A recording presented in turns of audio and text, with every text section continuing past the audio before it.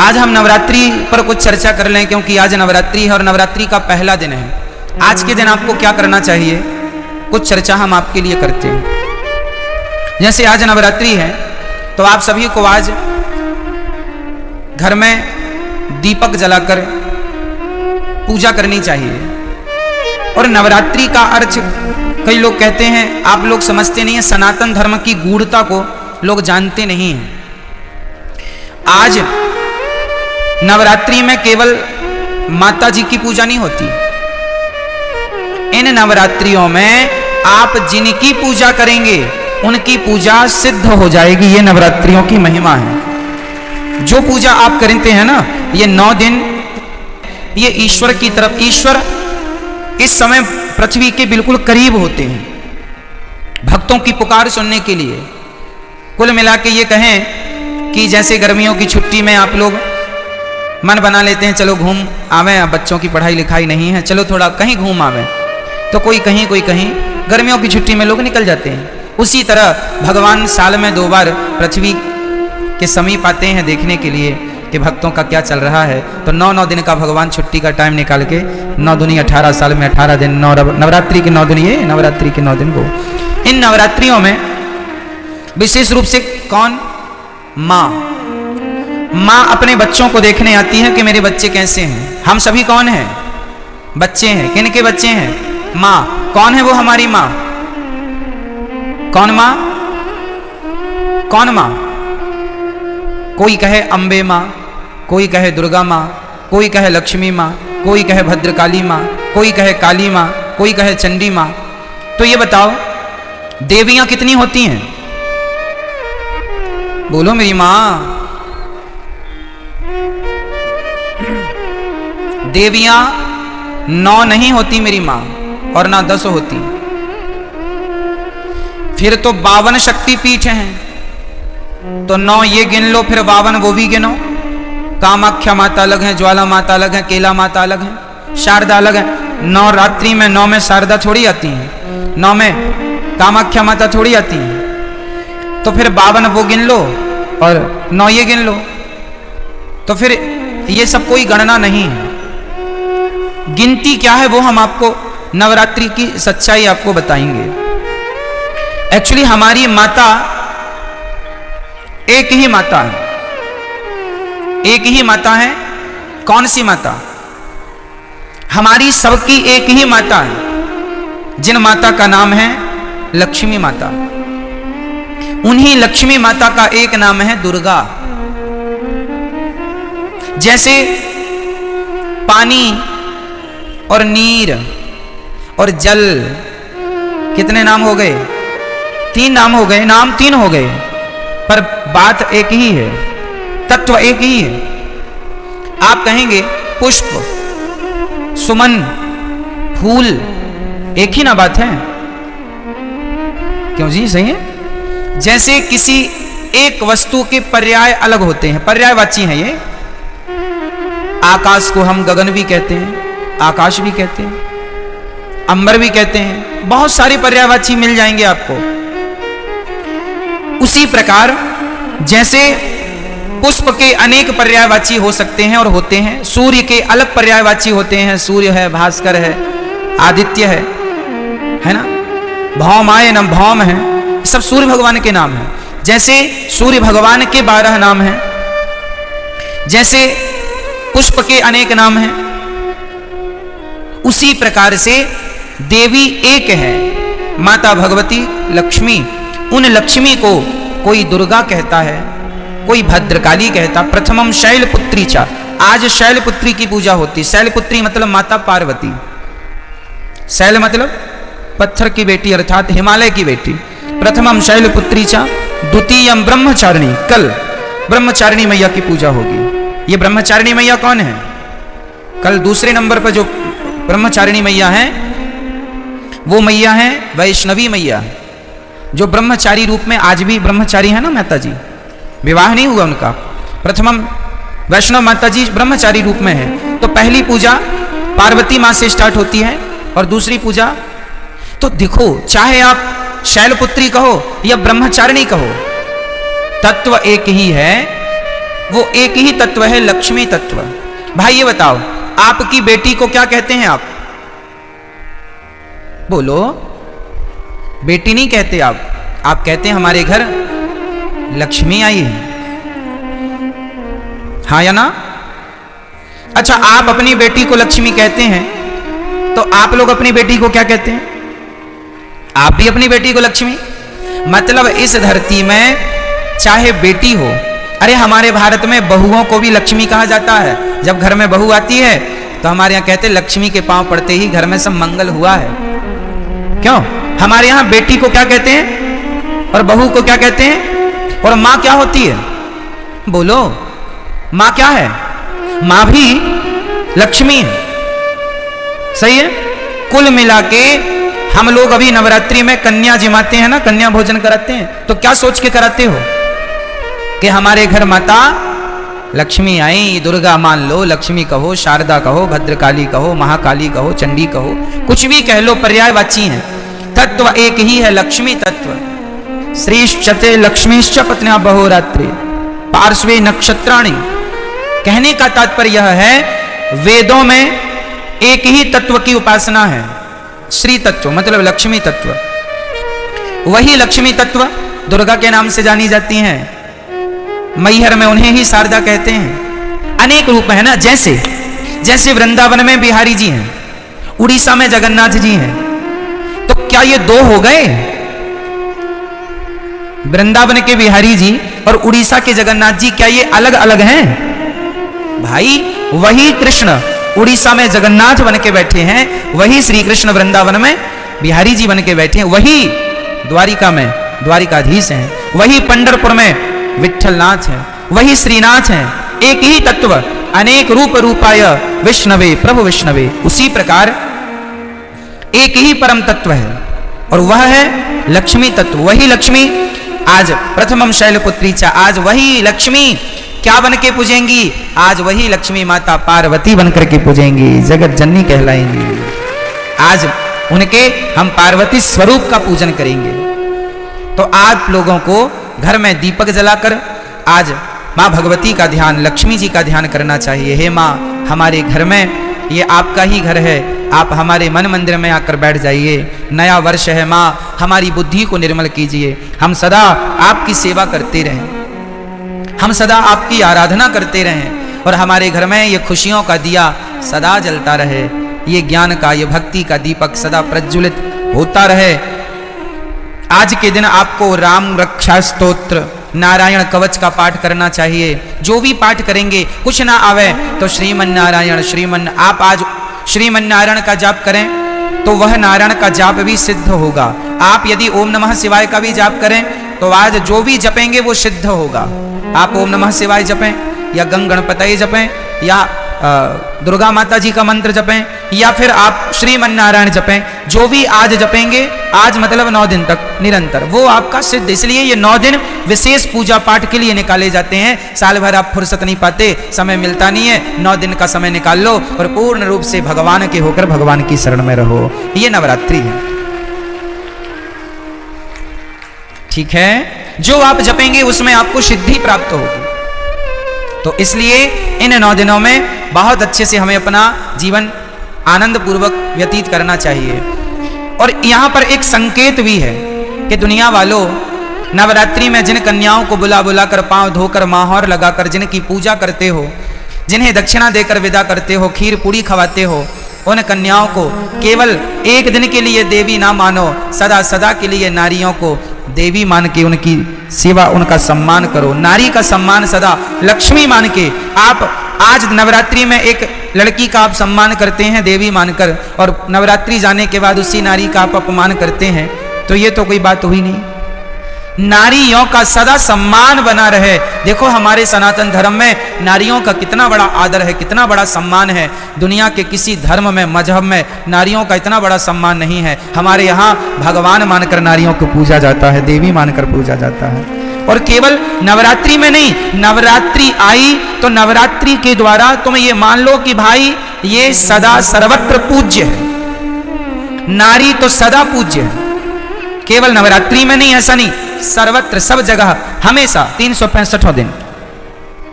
तो नवरात्रि की बड़ी महिमा है। इन नवरात्रियों का पूजन भागवत जी में आता है कि भगवान श्री कृष्ण के जब जामवंत जी से युद्ध करने भगवान गए, तब उनकी अनुपस्थिति में 9 दिन का द्वारिका में एक महायज्ञ हुआ था देवी जी को प्रसन्न करने के लिए। तो नवरात्रि तो भगवान श्री कृष्ण भी मनाते थे, नवरात्रि तो भगवान श्री राम भी मनाते थे। तो आप सभी को नवरात्रि की लाखों लाख शुभकामनाएं, बधाई, आपका जीवन मंगलमय हो। आज के दिन आप लोग अपने घर में कम से कम एक कन्या को बुलाइए शाम को, और एक कन्या का भोजन कराइए। आज शाम को ही बुला लेना, क्योंकि अब तो 3 बज गए हैं। अब कल से सुबह बुला के कल 2 कन्याओं को खिलाना। पहले दिन एक कन्या को भोजन कराना चाहिए, एक से ज्यादा भी हो जाए चलेगा, कम से कम एक। पहले दिन हमेशा एक कन्या, दूसरे दिन 2 कन्या, तीसरे दिन 3 कन्या, चौथे दिन 4, 5वें दिन 5, छठे दिन 6, 7वें दिन 7, 8वें दिन 8 और 9वें दिन 9 कन्याओं का भोजन करें। आप नवरात्रि में कुछ लोग व्रत रखते हैं, अच्छा है।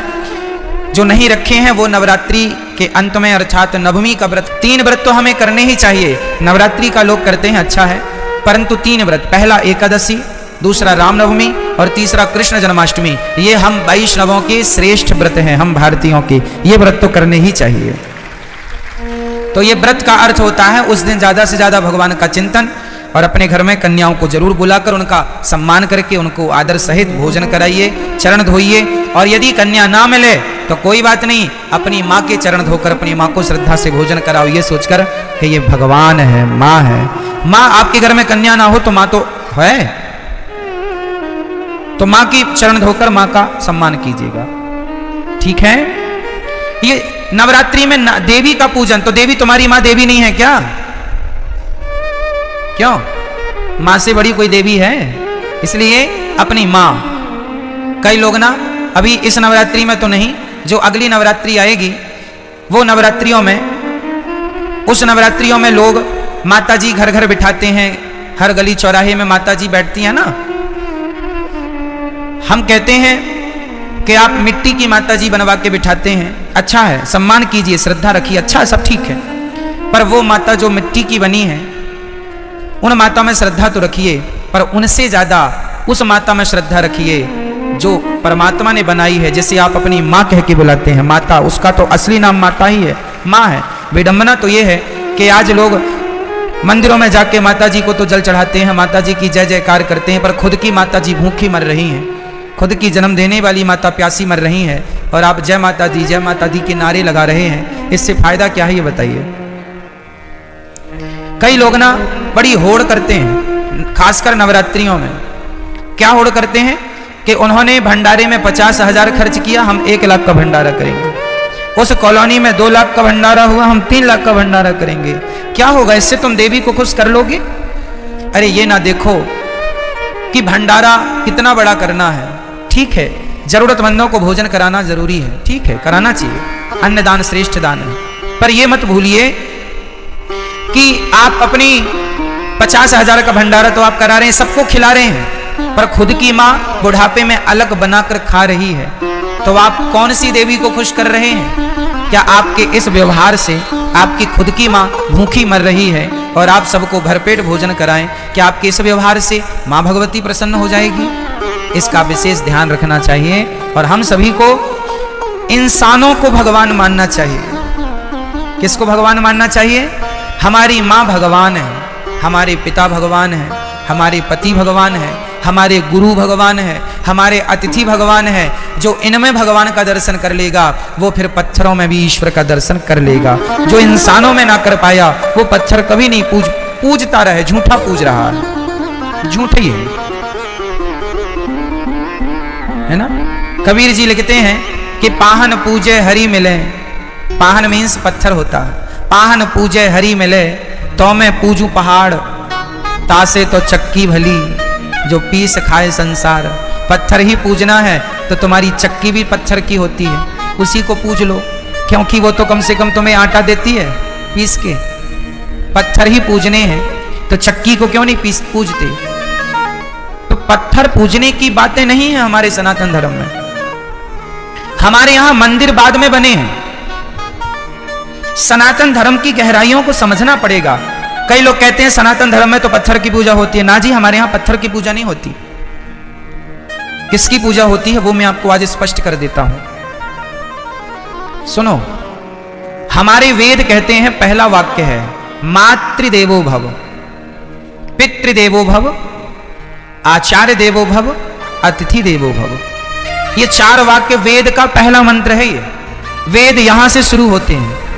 पहली आज्ञा वेदों की क्या है? मातृदेवो भव, मां को भगवान मानकर सेवा करो, ये वेदों की पहली आज्ञा है। पिता को भगवान मानकर उनकी सेवा करो, ये वेद की दूसरी आज्ञा है। अतिथि को भगवान मानकर सेवा करो, ये तीसरी आज्ञा है। और गुरु को भगवान मानकर सेवा करो, ये चौथी आज्ञा है। अब सोचो, ध्यान से समझना, जो व्यक्ति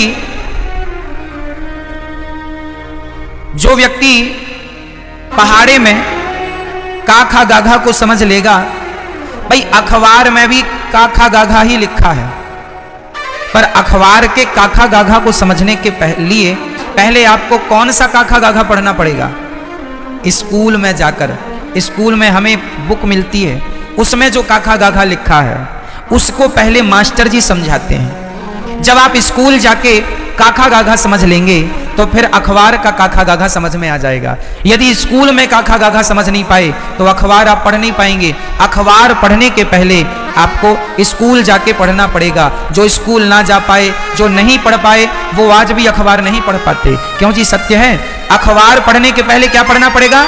स्कूल में जाके आपको अपनी शिक्षा पूरी करनी पड़ेगी, तब कहीं जाकर हिंदी का बोध होगा, तब हिंदी का अखबार पढ़ पाएंगे। इंग्लिश का बोध होगा, इंग्लिश का अखबार पढ़ पाएंगे। उर्दू का बोध होगा, उर्दू का अखबार पढ़ पाएंगे। अखबार पढ़ने के पहले कुल मिला के आपको पहले स्कूल जाना पड़ेगा। क्या ये बात सत्य है? बोलो हाँ या ना। उसी तरह जैसे स्कूल में काखा गाघा समझ लिया एक बार, उसके बाद दुनिया में कहीं काखा गाघा लिखा हो हम तुरंत समझ लेंगे। और स्कूल में नहीं समझा तुमने काखा गाघा तो फिर जमाने में लिखा तो है, तुम समझ नहीं पाओगे कि लिखा क्या है। आप देखो यहां बहुत कुछ लिखा है, कौन समझ पाएगा? जिन्हें अक्षरों का ज्ञान है। ज्ञान ही नहीं है, 52 अक्षर का कोई ज्ञान नहीं है, नॉलेज नहीं है, तो लिखा तो बहुत कुछ है, कहां कोई पढ़ पा रहा है।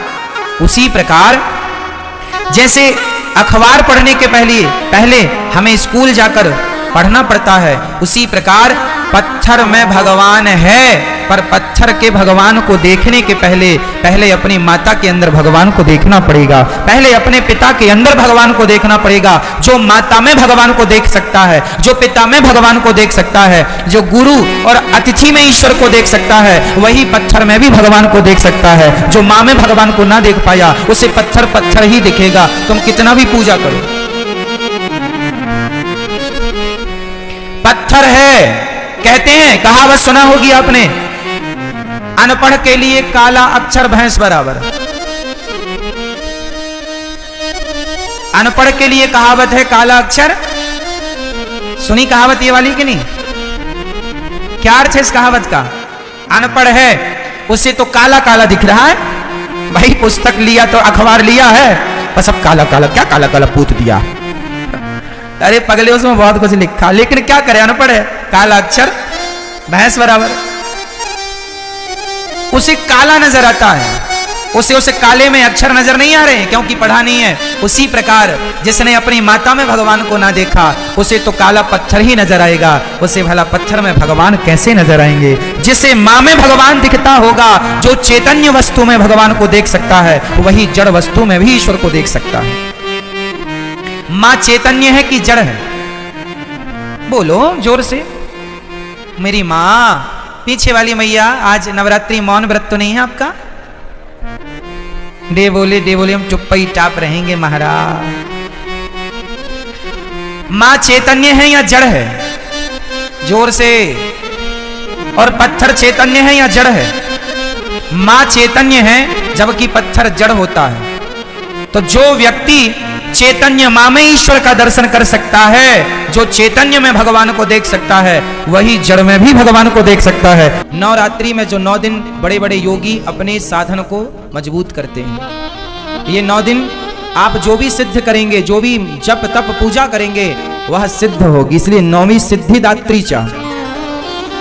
इसलिए 9वें दिन को क्या बोलते हैं? सिद्धिदात्री, मतलब हर कार्य की सिद्धि देने वाली।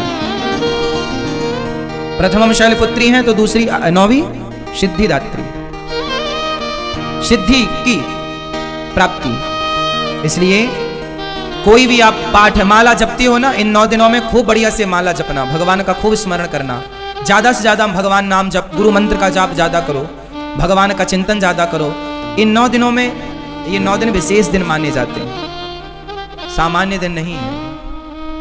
इन 9 दिनों में किया गया जप तप कई गुना फलदायी होता है, किया गया अनुष्ठान सिद्ध होता है, सिद्धि मिलती है। बड़े बड़े लोग जो समझदार ज्ञानी विज्ञानी जन हैं, इन दिनों में राम रक्षा स्तोत्र में ही लिखा हुआ है कि नवरात्रि में 9 दिन जो इस स्तोत्र का पाठ कर लेता है वो सिद्ध हो जाता है तरीके से। मतलब कोई भी शुभ कार्य किया जाए तो वो सिद्धि को प्रदान करने वाला होता है। नवरात्रि है मतलब अपनी माँ की सेवा कीजिए, अपनी कर्तव्यों को, अपनी जिम्मेदारियों को पूरा कीजिए। कहने का तात्पर्य यह है, ये जो नवरात्रि का पावन पर्व है ये माँ भगवती का पर्व है। और माँ भगवती कौन है? आपकी माँ, माँ की सेवा। तो आप माँ की सेवा आप लोग भी करें, अपनी माँ की आरती उतारें, अपनी माँ की चरण वंदना करें, माँ की सेवा करें। और माँ की सेवा के बाद समय बचे तो माता जी घर में पधराओ, माता जी की सेवा करो। माता तो माता रूप है, कोई भी रूप में माता की पूजा हो सकती है। पर हमारे गौरी गोपाल आश्रम में तो यही माँ है और यही इन्हीं की पूजा होती है, इन्हीं की सेवा होती है। हमारे लिए तो यही दुर्गा है, यही काली है, यही शैलपुत्री है, यही सिद्धिदात्री है। तो आज यहाँ गौरी गोपाल आश्रम में इन माँओं की पूजा, इन माँओं की सेवा, इन माँओं की वंदना की गई। और आप लोग भी, आज नवरात्रि है ना, तो अपनी माँ की थोड़ी आरती उतारना आज आप लोग। क्यों? वो आपकी माँ भी तो माँ है, दुर्गा से कम है क्या? बोलो।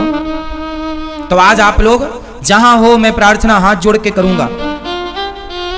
मैं पहले कहता नहीं हूं, पहले करता हूं, फिर मैं आपको कह रहा हूं कि करो आप भी। आज आप लोग अपनी माँ के चरण धोइएगा, पिताजी के चरण धोइएगा और माँ की आरती उतारिएगा। माँ को उनकी पसंद का भोजन प्रसाद करवाइएगा। माँ की आज सेवा कीजिएगा, चरण दबाइएगा। माँ को आज समय दीजिएगा, आज माँ का दिन है ना, इसलिए हर प्रकार से माँ को खुश रखिएगा, माँ को प्रसन्न रखिएगा। माँओं की खुशी, माँओं की प्रसन्नता ही हम बच्चों की खुशी और प्रसन्नता होनी चाहिए। क्यों? कहीं भी आपकी माँ यदि आपसे दूर है तो फोन पर ही, मोबाइल पर ही अपनी माँ को प्रणाम कहिएगा। और जब पहुंचिएगा घर अपनी माँ के पास, तब माँ की आरती उतारिएगा, तब माँ को प्रणाम कीजिएगा, तब माँ के चरण धोइएगा, पर धोइएगा जरूर।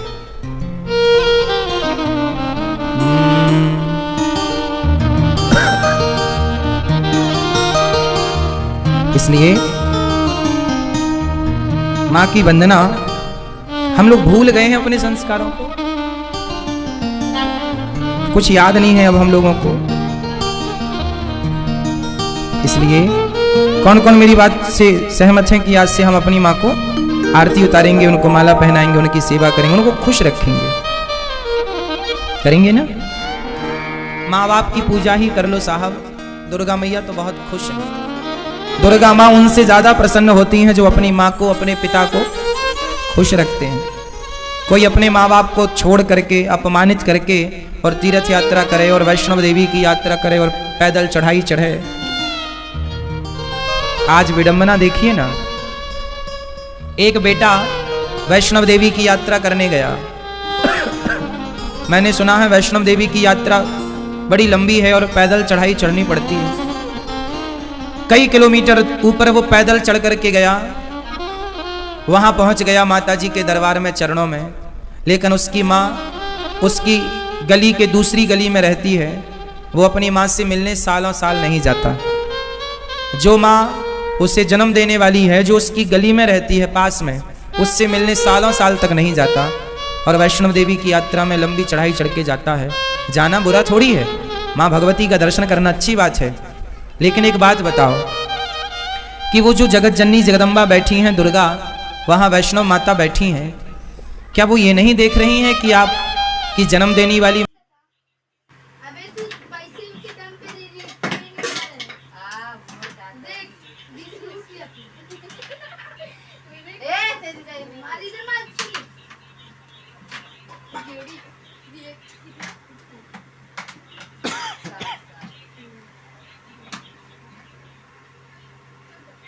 ये इधर डाल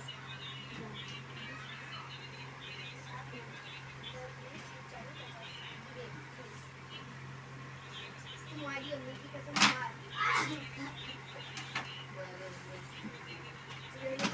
हाँ शानी मार ली शानी मार नहीं